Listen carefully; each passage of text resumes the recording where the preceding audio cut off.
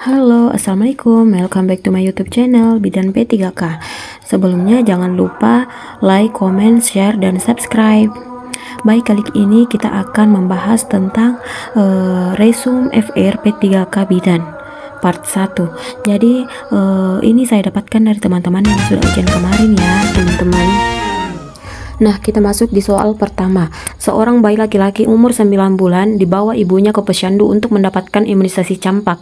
Hasil anamnesis tidak ada keluhan. Hasil pemeriksaan suhu 37 derajat Celcius, pernapasan 38 kali per menit, nadi 90 kali per menit. Berapa lamakah masa pemakaian vaksin sisa pada kasus tersebut? A. 3 jam, B. 6 jam, C. 8 jam, D. 2 minggu, E. 4 minggu. Nah, kira-kira jawabannya yang mana nih teman-teman? Bisa di pause dulu ya, silahkan jawab di kolom komentar. Baik, langsung saja kita bahas. Kata kunci pada soal ini adalah bayi tersebut 9 bulan dan akan mendapatkan imunisasi campak. Jadi kembali mengingatkan teman-teman bahwa tips dan trik untuk menjawab pertanyaan itu adalah dengan membaca pertanyaannya terlebih dahulu, kemudian lihat sekilas pilihan opsinya, kemudian melihat kata kunci. Nah, ini ada tabel yang bisa memudahkan untuk kita melihat masa pemakaian vaksin. Jadi yang beda di sini adalah hanya polio, BCG, dan campak. Selain dari itu, misal IVV, DT, TD, DPT, HB, HIV itu masing-masing 4 minggu teman-teman, dengan mencantumkan tanggal pertama vaksin digunakan. Kalau polio 2 minggu, sedangkan BCG 3 jam dan campak 6 jam. Pada vaksin BCG dan campak ini yang dicantumkan itu waktu vaksin dilarutkan, misalnya jam berapa dilarutkan. Kalau yang lainnya tanggal pertama vaksin digunakan. Jadi sudah jelas ya teman-teman bahwa vaksin campak itu hanya bertahan 6 jam setelah dilarutkan. Jadi jawaban yang tepat adalah opsi B. Silahkan di screenshot teman-teman. Baik, kita lanjut ke soal kedua. Dari hasil SDIDTK menggunakan KPSP didapatkan bahwa nilai interpretasinya adalah 8. Apakah tindakan yang dapat diberikan kepada ibu? A. Lakukan stimulasi sesuai usia anak. B. Kunjungan ulang 2 minggu lagi. C. Beri pujian pada ibu. D. Beri pujian pada anak. E. Kunjungan ulang 1 minggu lagi. Nah, silahkan di pause teman-teman. Jawabannya silahkan ditulis di kolom komentar ya. Nah, kita lihat kata kuncinya itu adalah hasil dari KPSP itu adalah 8, artinya meragukan.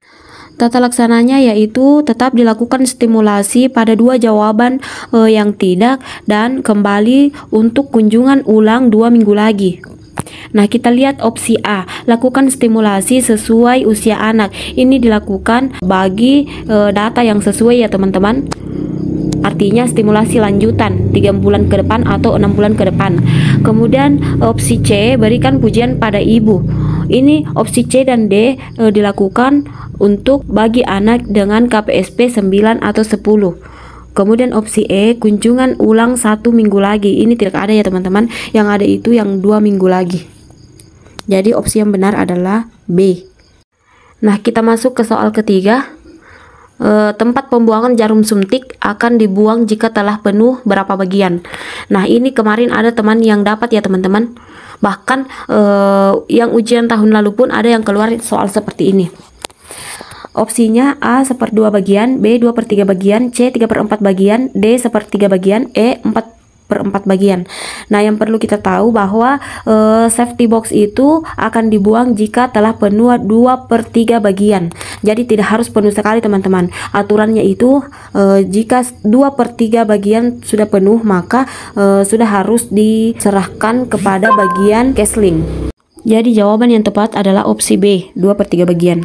Soal keempat, bidan H telah memberikan layanan ANC di BPM-nya. Kemudian bidan mencuci tangan dengan menggunakan hand rub. Berapa lamakah waktu yang digunakan menggunakan hand rub? A 10 detik, B 10-20 detik, C 20-30 detik, D 30-40 detik, E 60 detik. Nah, kira-kira yang mana jawabannya teman-teman? Pada hand rub ini mengandung alkohol 70%. dan waktu yang diperlukan untuk menggunakan hand rub itu adalah 20-30 detik. Nah, soal berikutnya, bayi F telah mendapatkan imunisasi BCG 2 hari yang lalu dan pada saat ini di daerah penyuntikan telah timbul bengkak dan merah. Timbulnya papula pada bayi F akan terjadi pada berapa minggu? A. 2-6 minggu, B. 4-8 minggu, C. 6-8 minggu, D. 8-10 minggu, E. 10-12 minggu. Silahkan ditulis di kolom komentar ya teman-teman jawabannya. Nah, kita lihat papula itu adalah istilah dari bisul kecil. Jadi 2-6 minggu setelah imunisasi BCG, daerah suntikan timbul bisul kecil atau papula yang semakin membesar dan dapat terjadi ulserasi dalam waktu 2-4 bulan. Kemudian sembuh perlahan dengan menimbulkan jaringan parut dengan diameter 2-10 mm. Jadi jawaban yang tepat adalah opsi A, 2-6 minggu. Selanjutnya ini penting juga ya teman-teman, baik di soal SKB ataupun soal P3K selalu muncul ini teman-teman. Hukum juga ada. Seorang bayi laki-laki umur 4 bulan dibawa ibunya ke BPM, ke BPM untuk mendapatkan imunisasi. Hasil anamnesis tidak ada keluhan, TTV dalam batas normal. Apakah syarat yang harus dipenuhi sebelum vaksin diberikan? A. Disimpan pada suhu 12-18 derajat Celcius. B. VVM dalam kondisi A atau B. C. VVM dalam kondisi B dan C. D. VVM dalam kondisi C atau D. E. Belum melampaui masa penyimpangan. Nah, yang mana nih kira-kira teman-teman jawabannya? Oke, di sini ada tabel kondisi VVM vaksin yang masih bisa digunakan dan yang sudah tidak bisa digunakan. Pada kondisi A, warna segi 4 lebih terang dari warna gelap di sekelilingnya. Vaksin ini dapat digunakan. Begitupun dengan kondisi B, warna segi 4 sudah mulai berwarna gelap namun masih lebih terang dari warna gelap di sekelilingnya. Keterangannya yaitu vaksin ini harus segera digunakan. Jadi opsi yang tepat adalah opsi B, VVM dalam kondisi A atau B. Nah, bagaimana dengan kondisi C dan kondisi D? Kondisi C, warna segi 4 sama dengan warna gelap di sekelilingnya. Vaksin ini sudah tidak bisa digunakan lagi. Begitupun dengan kondisi D, warna segi 4 lebih gelap dibanding dari warna gelap sekelilingnya. Sama ya, vaksin ini jangan digunakan lagi. Soal berikutnya, ini adalah soal berapa dosis Vitka ya teman-teman. Seorang bayi baru lahir 1 jam yang lalu di puskesmas secara spontan. Bayi menangis kuat, bergerak aktif, dan warna kulit kemerahan. Hasil anamnesis cukup bulan, telah dilakukan IMD selama 1 jam dan akan disuntikkan Vitka dengan kemasan yang tersedia 2 mg per ml secara IM. Berapa mil dosis yang disuntikan sesuai dengan kasus tersebut? A. 0,1, B. 0,01, C. 0,05, D. 0,5, E. 1. Nah, yang mana nih teman-teman jawabannya? Jadi soal ini sudah seharusnya kita yang di pelayanan sudah harus benar semua ya teman-teman. Karena setiap ada pasien kita menyuntikkan Vitka ini dengan dosis 0,5. Tapi ingat, 0,5 itu hanya untuk sediaan 2 mg. Bisa saja 0,1 pada dosis 10 mg. Nah, kenapa kita perlu menyuntikkan Vitka pada bayi baru lahir? Karena sistem pembekuan darah pada bayi baru lahir belum sempurna, maka semua bayi akan berisiko untuk mengalami perdarahan, baik perdarahan ringan ataupun sangat berat.